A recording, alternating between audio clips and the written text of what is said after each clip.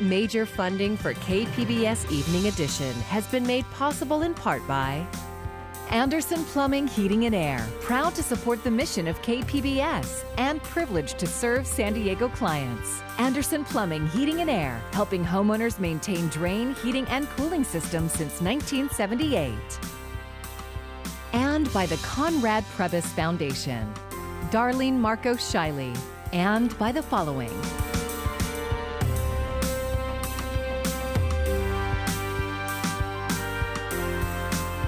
And by viewers like you. Thank you.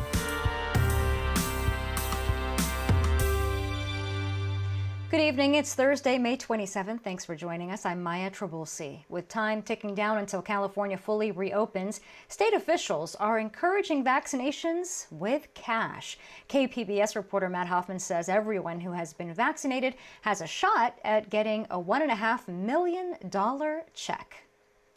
We got to finish the job. In a push to vaccinate as many people as possible before the state reopens on June 15th, California is giving away more than $100 million to those who roll up their sleeves. These are real incentives. These are an opportunity to say thank you. Starting today, Governor Newsom says $50 gift cards will be given out with every full vaccination up to $2 million. So if a family of 5 gets vaccinated, that's $250. The most significant incentive program in the United States of America. We're putting aside more resources than any other state in America, and we're making available the largest prizes of any state in America. Newsom says California has delivered more vaccinations than any other state in all but 5 nations, but we're not at herd immunity yet, and demand has been slipping lately. If we continue down this path and this trend, we're not going to get where all of us need to be, and that is north of 70%. In addition to the $50 gift cards for people getting vaccinated right now, there will also be 30 state residents who win $50,000 in drawings, and 10 Californians will win $1.5 million each. And then we have some ideas. Don't ask me because I'm not prepared to tell you, but we have more ideas coming after June 15th. Your odds of winning the state Powerball lottery are nearly 300 million to 1, but this vaccine lottery pool gives people much better odds. So will the incentives work? The governor thinks so and says it's a good use of public dollars. The cost of not getting vaccinated is exponentially, incalculably higher. In San Diego County, officials say we're nearly 3/4 of the way to herd immunity, and more mobile sites like this one at the airport today are popping up, all in an effort to make it easier for people to get vaccinated. We're here to vaccinate employees or the general public, whoever is ready and willing for a vaccine. The airport reached out to the county to set up this one-day event, and mobile units are heading out to different locations every day. That may be businesses, churches, schools, nonprofits, you name it. Whoever invites us, we're happy to get there. People who get their shots are automatically entered to win the state's cash prizes, even those vaccinated before today's announcement. And just like the lottery winners of the big cash prizes, winners can choose to stay anonymous. Matt Hoffman, KPBS News. And you can set up an appointment for yourself or for an eligible family member by going to kpbs.org and clicking on the vaccines link that you will find on our homepage. A 9th victim has died following the shooting at a Northern California light rail yard. Now investigators are beginning the process of figuring out what led to the outburst of violence, the 17th mass shooting in the U.S. this week. As more information starts to come to light about the gunman, the victims will be honored at an event this evening. Connor Powell is in San Jose with the latest. In the wake of another mass shooting in America, I would like to ask that we all take a moment of silence for our fallen workers. San Jose, California, in mourning. All the families are in pain, but we are here to help. 9 people ages 29 to 63 were killed when a co-worker opened fire at a Santa Clara Valley Transportation Authority rail yard Wednesday morning. Authorities say when police arrived, the shooter, identified as VTA employee Sam Cassidy, then turned the gun on himself. Our deputies confronted the suspect and he took his own life in front of the deputies. So we know our people are heroes. Officials say Cassidy was armed with 2 semi-automatic handguns and 11 magazines. Investigators also found, quote, precursor things for explosives in his locker and home, as well as more ammunition, but have not yet identified a motive. Our detectives are busy interviewing and looking into all the particulars, and hopefully at some point we'll have some kind of an idea of a motive. A vigil will be held in honor of the victims Thursday evening as demands for action on gun violence echo from California to Washington. Congress needs to step up, and I don't pretend that any law is going to stop mass shootings in a country with 300 million guns, but we all need to do more. In San Jose, California, Connor Powell, KPBS News. The American Civil Liberties Union has sent a letter to Homeland Security urging them to give detained immigrants access to COVID-19 vaccinations. The ACLU says Immigration and Customs Enforcement has failed on the vaccine front for detainees. There are 22,000 immigrants currently in custody, and only 2,700 of them have received a single dose as of the beginning of May. ICE cites different guidelines per state has led to the confusion. During the pandemic, detention facilities have had more than 15,000 positive cases and 9 deaths. Local housing advocates are calling on the state to help preserve affordable housing. KPBS reporter Alexandra Rangel has more on the latest report raising concern. Tucked between houses and apartments in the busy neighborhood of City Heights is Euclid Court Apartments. Nearly 40 years ago, it was one of the first properties acquired in City Heights with preservation in mind. It has been preserved to be affordable to local working families. Stephen Russell with the San Diego Housing Federation believes preserving affordable homes is one of the answers to San Diego's housing shortage. A recent housing needs report from the California Housing Partnership revealed more than 100,000 low-income renters do not have access to affordable housing. It identified a need for 132,000 homes. There's 132,000 households who are paying far too much for rent. The report comes days after the Conrad Prebys Foundation sold nearly 6,000 affordable homes to Blackstone Group.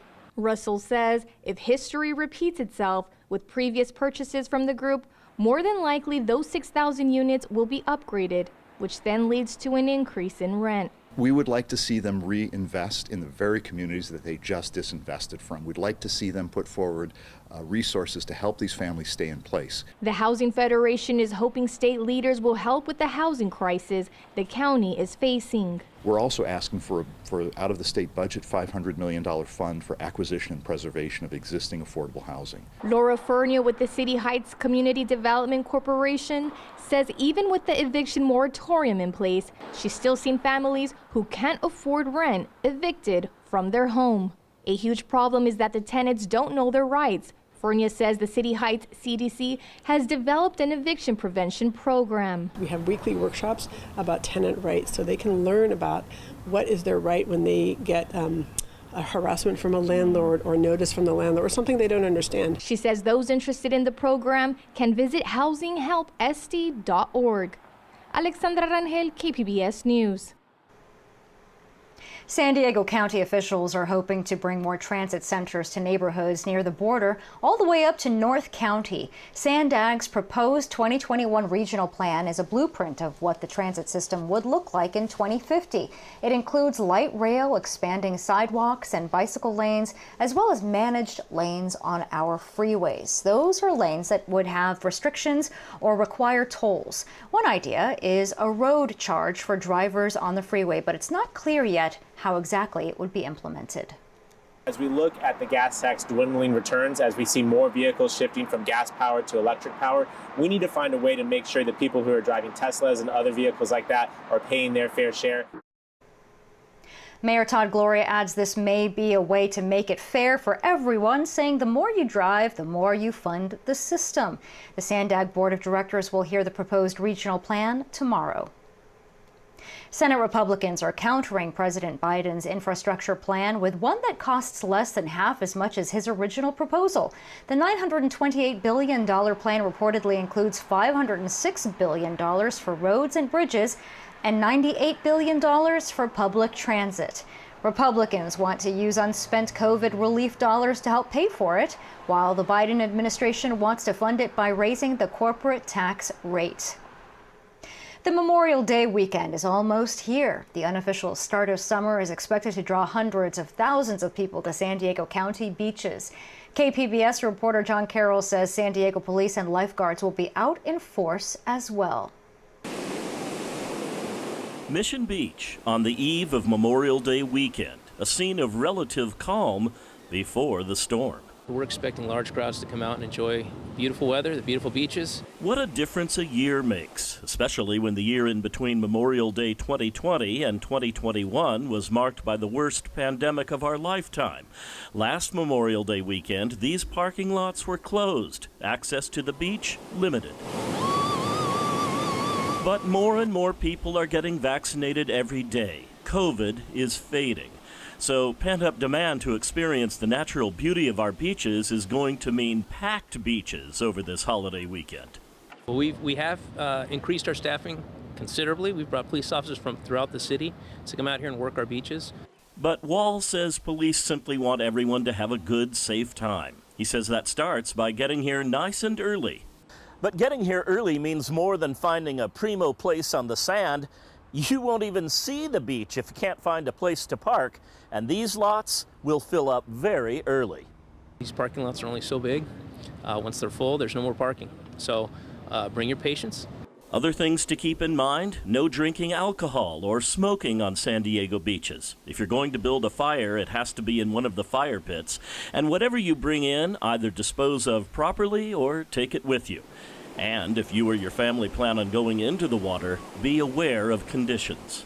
We're making a lot of rescues. The water's very warm. Lieutenant Lonnie Stevens with the San Diego Lifeguard Service says there are a couple of quick, easy things to do to put safety first. Always swim near a lifeguard or in a guarded area.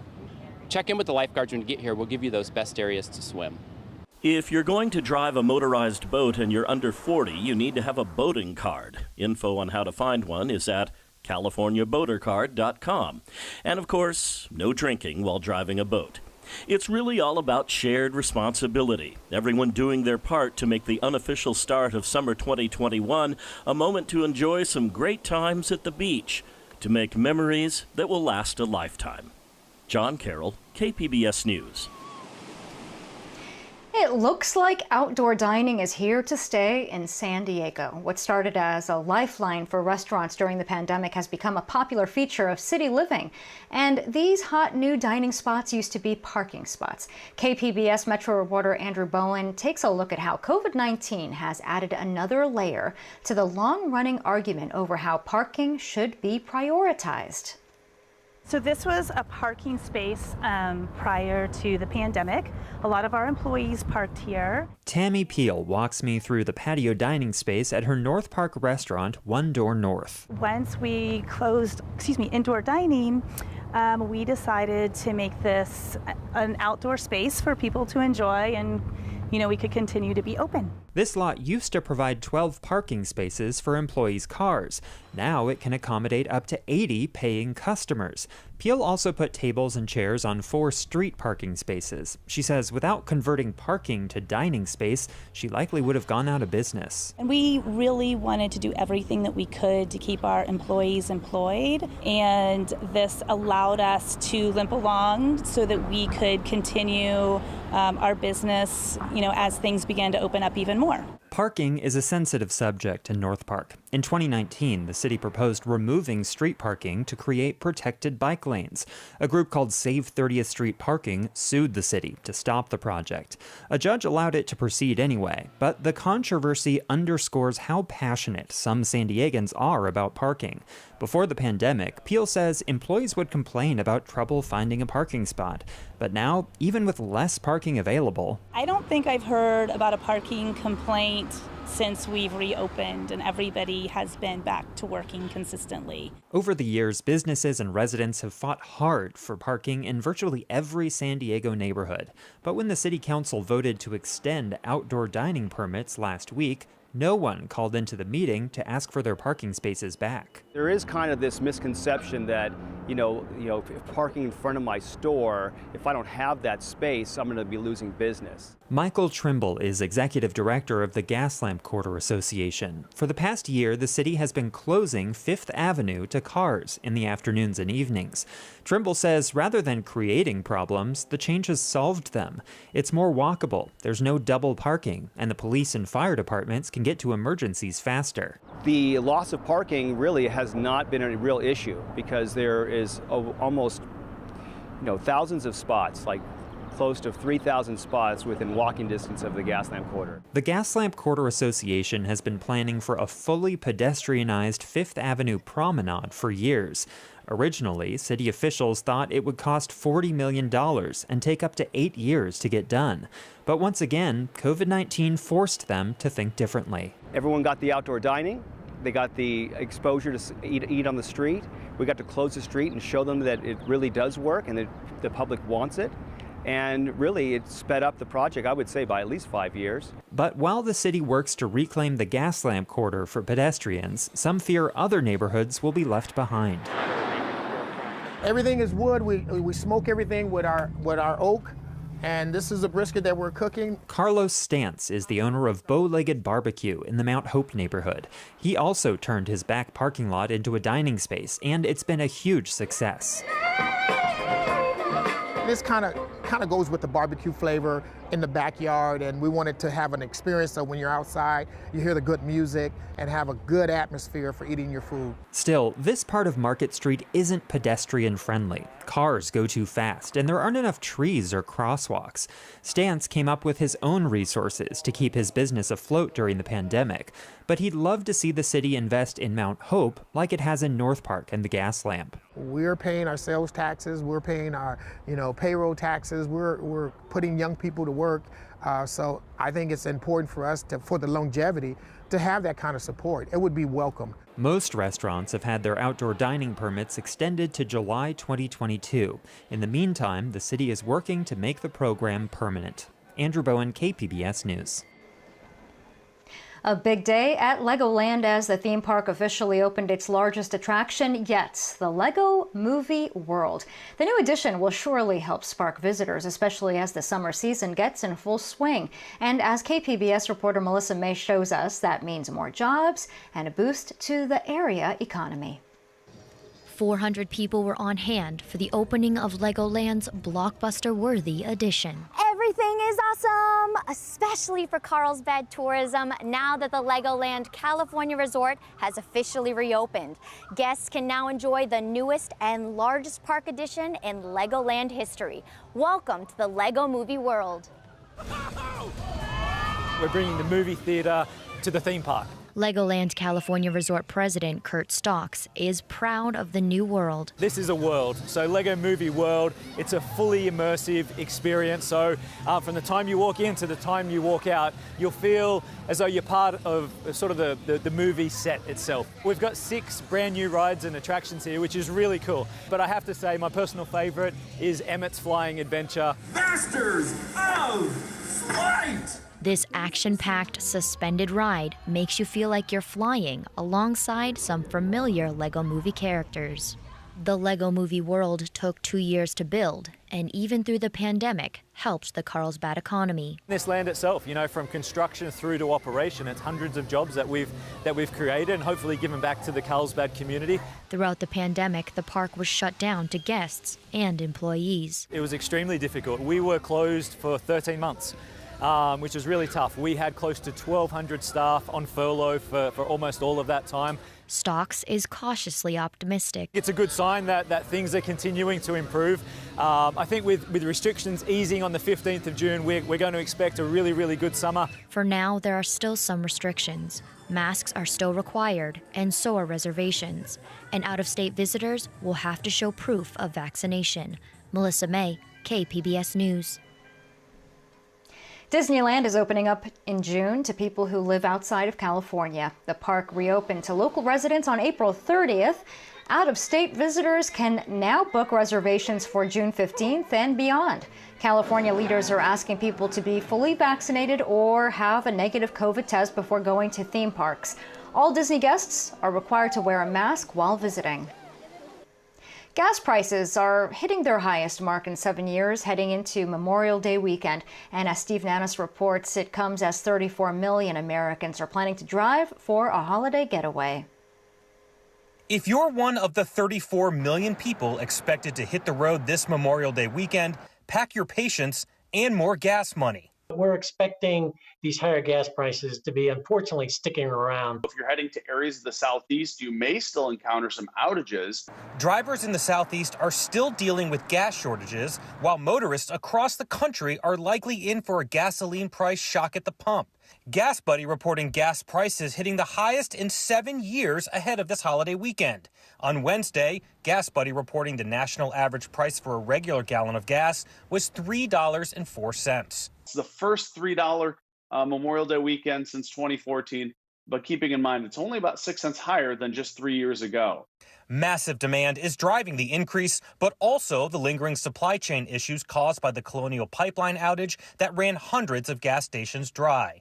Gas Buddy says it's still seeing low supply issues in some southeastern states. Georgia, North and South Carolina, even Tennessee and Virginia still seeing some outages over 10%. In fact, the Carolinas and Georgia still seeing over 20% of stations without fuel. AAA says despite the higher prices, packed roads, and gas shortages, people are sticking to their routes. Folks are still going to travel, so they'll just figure out another way of trying to save money. Maybe they won't eat out as often, or they'll look for more free activities while they're on their vacation. For Consumer Watch, I'm Steve Nannis. Meanwhile, gas prices here in San Diego County are more than $1 above the national average. According to AAA, today's average price for a gallon of regular is $4.17. That's $1.27 more than the same time last year when California was on lockdown. 400 vertical feet of a Carlsbad icon are almost gone. The concrete smokestack that helped guide pilots, sailors, and drivers at the old Encina power plant has been demolished down to 135 feet. Work will keep going inside the building and should be done by the middle of 2022. The plant was built back in the mid-70s by SDG&E and was officially retired in December of 2018 after a more efficient gas-powered system was built. The new plant does not need seawater for cooling, and so it does not draw water from the lagoon.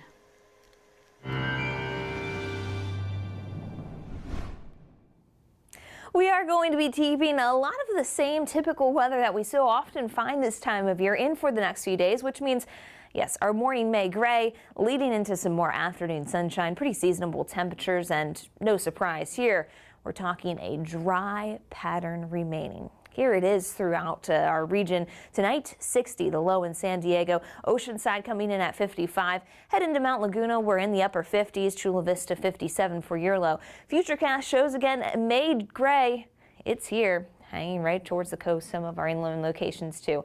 Don't worry, as that builds through tonight, we'll see it whittle away then tomorrow as we go through the later morning hours.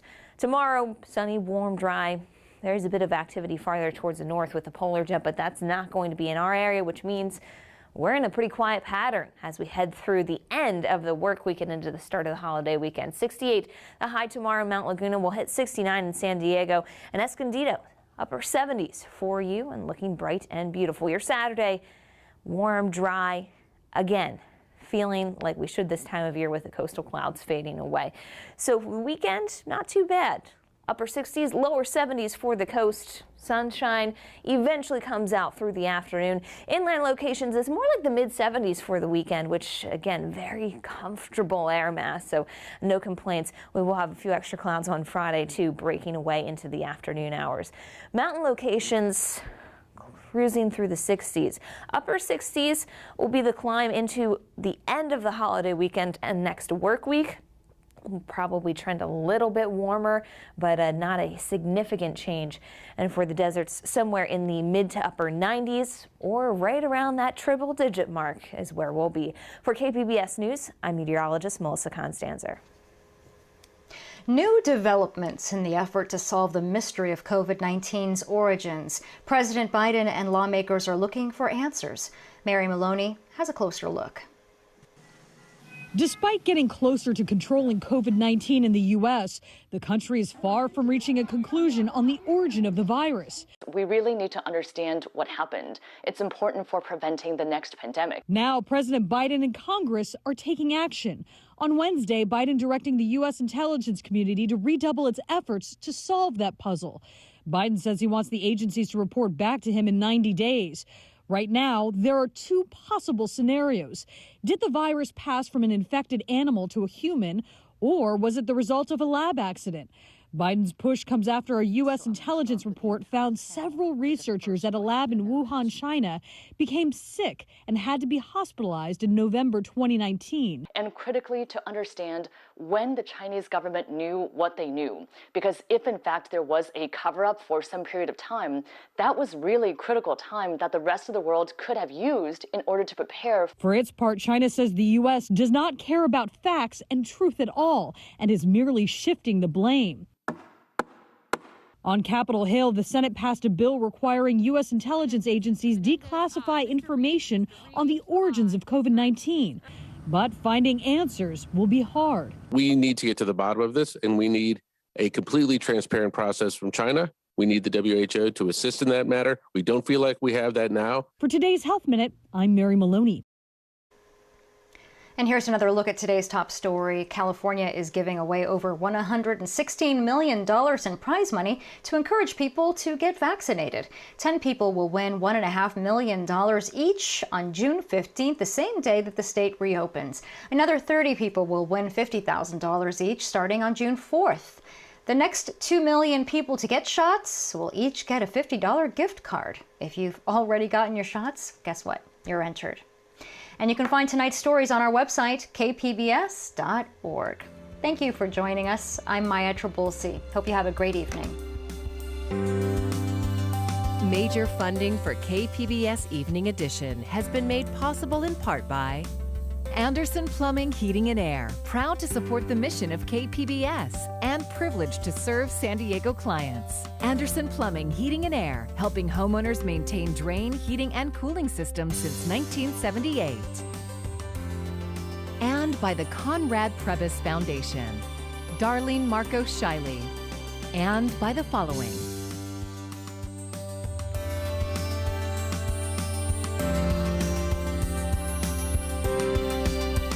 By viewers like you. Thank you.